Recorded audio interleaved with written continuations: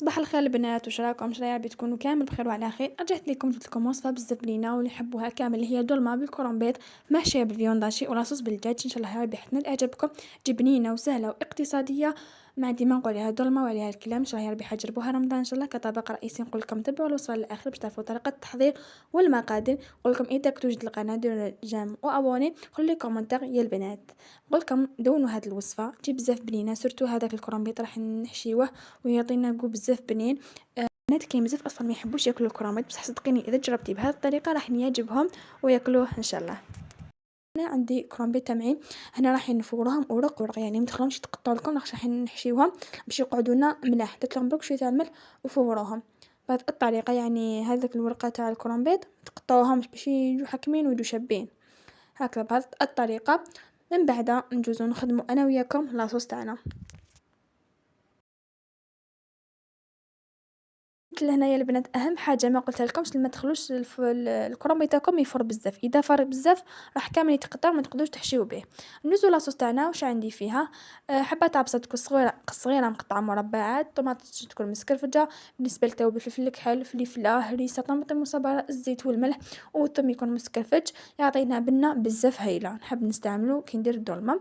هنا حبيت نوريكم هذاك الكرنب تاعي بعد ما فورتو كيفاش يكون حاكم روحه، ما يكونش هكا باش تقدروا تخدموا به.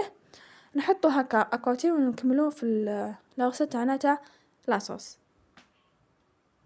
بالنسبه هنا الدجاج تاعي او ليك، احنا نقطعوا مرصوات صغار هكا، واحد نص صدر تاع دجاج يكفيك. نقطعي هكا مرصوات صغار. من بعد كي تكون تحمس لك مليح هذيك البصله مع طوماطم، تضيفي عليهم هذاك الدجاج تاعك ومرقي بشويه ماء وخليهم يكمل يطيب في غرضو. لاخاطش الدجاج كما تعرفوا بالخف يطيب، ما يديناش وقت كبير. بهذه الطريقه ان شاء الله يا ربي تكون نالت اعجابكم. راكم رايحين تجربوها سهله بزاف كما راكم تشوفوا.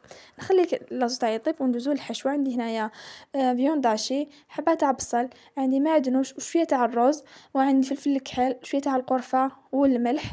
هذا ما كانش نحتاج فيها. وملا نسيت ما قلت لكمش لا شابلور، واحد المغرفه كيكون نص تاع عشاء. من بعد ما نولو نمسوش القرفه فلفل الكحل نعاود نكرره.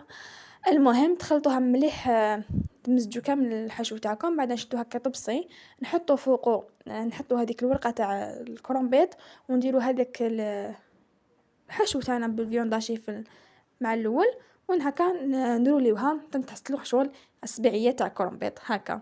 شوفوا كيفاش نخدموهم بهذه الطريقه، يعني تسووهم مليح بيديكم. من بعد راكم تقعدوا تريلو فيهم حتى تحصلوا على هكا كما قلت لكم سبيعيات. المهم هكا نستفوهم كامل في البلا تاعنا. من بعد هذاك الحشو اللي قاعدين فيوناش كملتو لي بولات. المهم من بعد هذاك لاصوص تاعنا اللي كان طاب تاع الدجاج نفرغها فوق لاصوص تاع فوق الطبق تاعنا وندخلو الفوق يتجمر شويه. وشوفوا ما شاء الله واجد في طبق التقديم. لهنا البلا تاعنا بعد ما دخلتو الفوق هاوليك انا بعد ما خرجتو راح يكون نال اعجابكم. خليتو برك شرب شويه ماشي بزاف ماشي حاجه، ويطيب لنا برك هذاك الفيونداشي. وهذيك لاصوص انا خليت فيها شويه لاصوص باش يحبوا هكا يغمسوا. ولا نقول لكم ان تكون نالت اعجابكم هذه الوصفه. اهم شيء ان شاء الله تكون عجبتكم. راكم رايحين تجربوا هذه الدولمه بالكرنبيط محشيه بالفيونداشي بنينه، وهذيك لاصوص بالدجاج تجي هايله بزاف. نقول لكم ان شاء الله تعجبكم وتجربوها لهذا رمضان ان شاء الله، وحتى هكا في الايام العاديه. ودوك نقول لكم هذا وصلنا لفتره فيديو. نتلاقاو ان شاء الله في الوصفات الجايين مع اطباق جديده وصفات وحلويات. مع السلامه يا البنات، تهلاو في نفسكم، الى الملتقى ان شاء الله.